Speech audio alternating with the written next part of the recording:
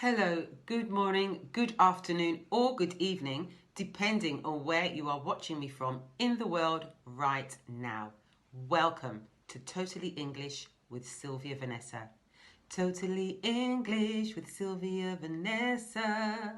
Yes, that's me. You are welcome to today's lesson.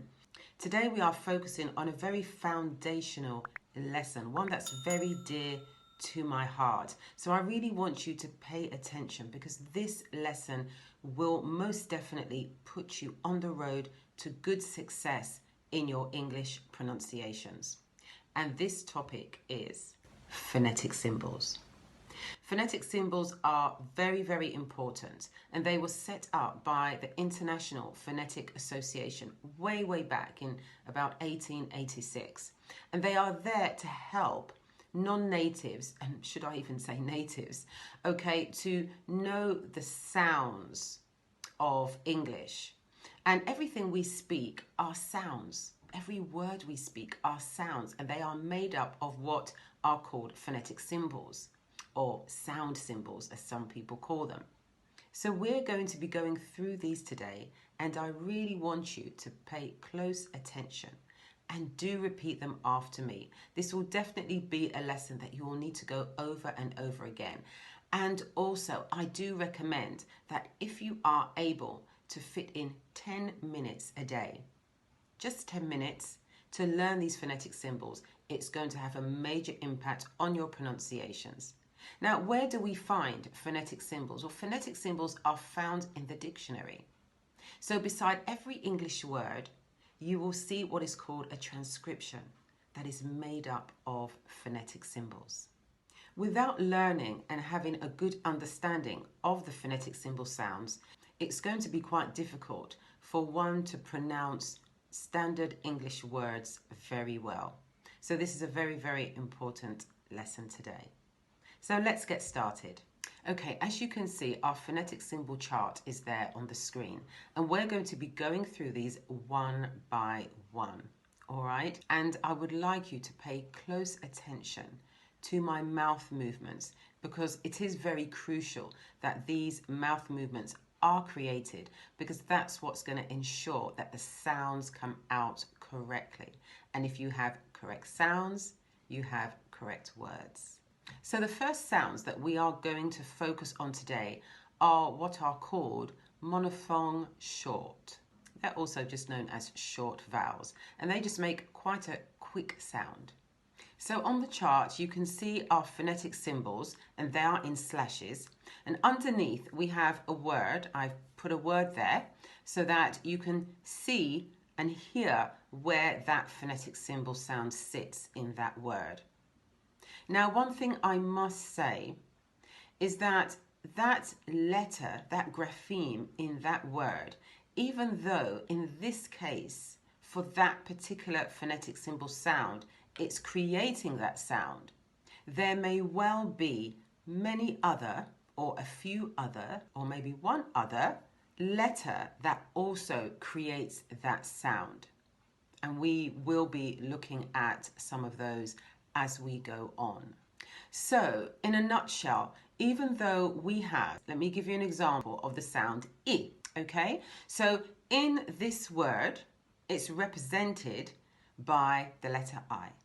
Now, you can't always identify a particular sound by its grapheme. That's why phonetic symbols are so important. Now, take for instance the sound I.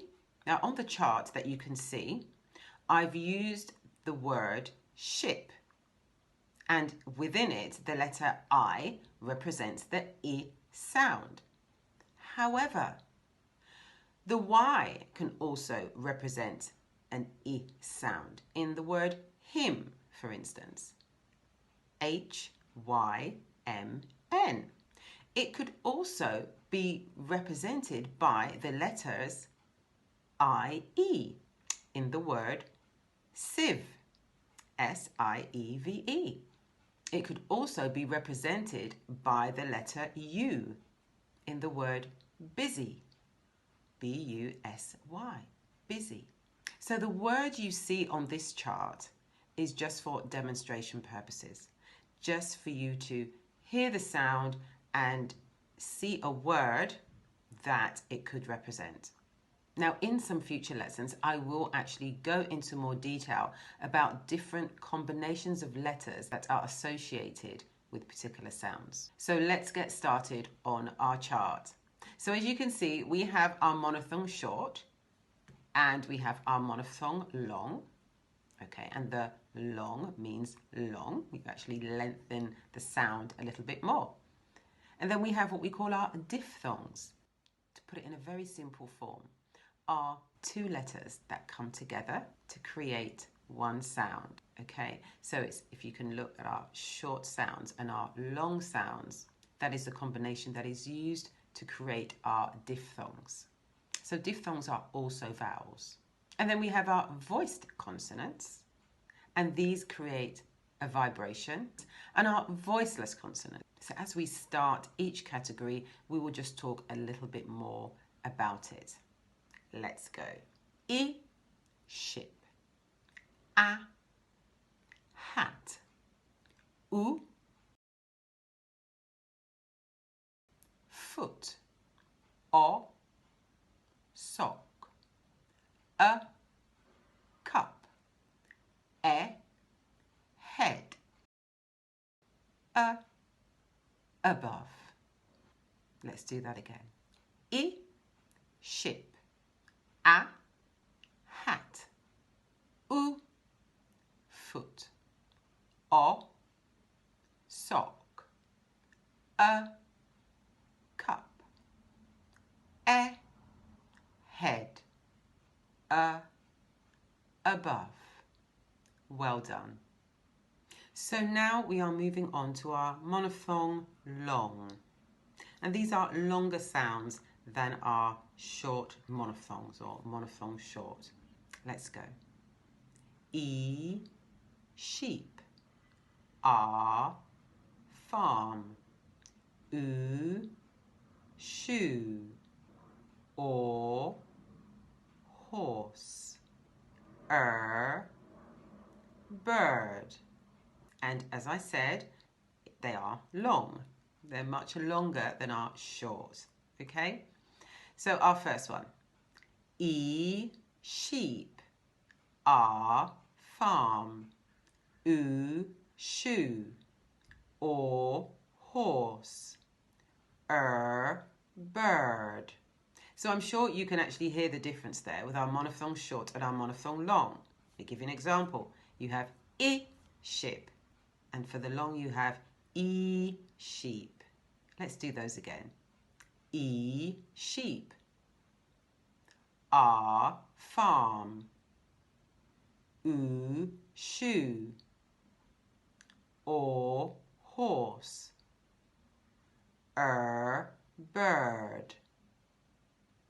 Now, it's very important when we are speaking, especially when we're learning a language or enhancing our language skills, that our listening skills are also playing a big part.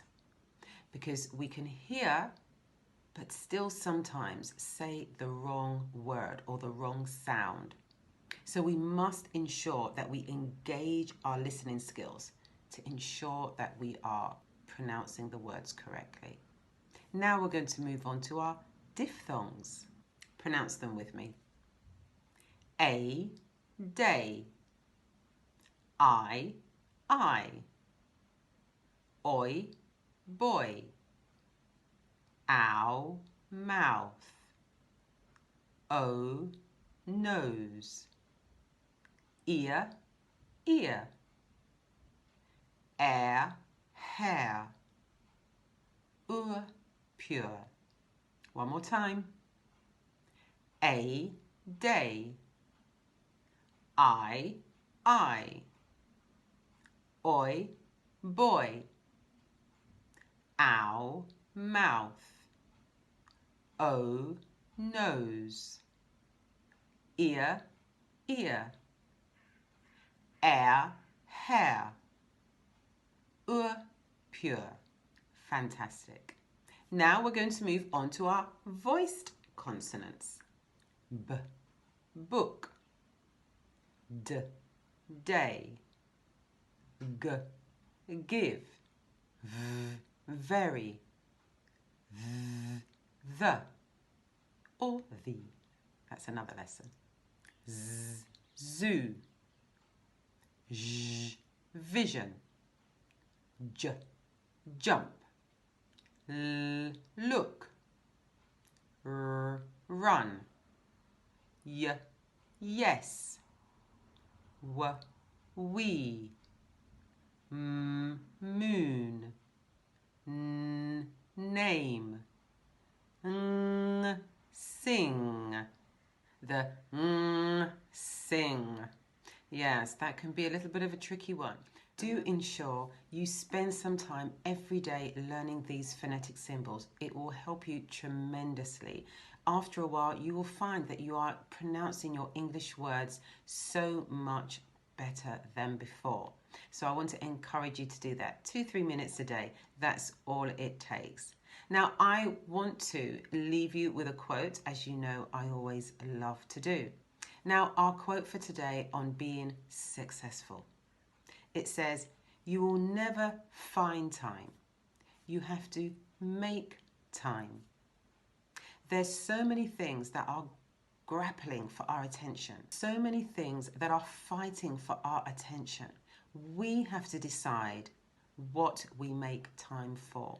And in regards to learning our English, you have to ensure that you find time each day to perfect those words, to perfect those pronunciations, to perfect that vocabulary, to perfect that grammar phrase.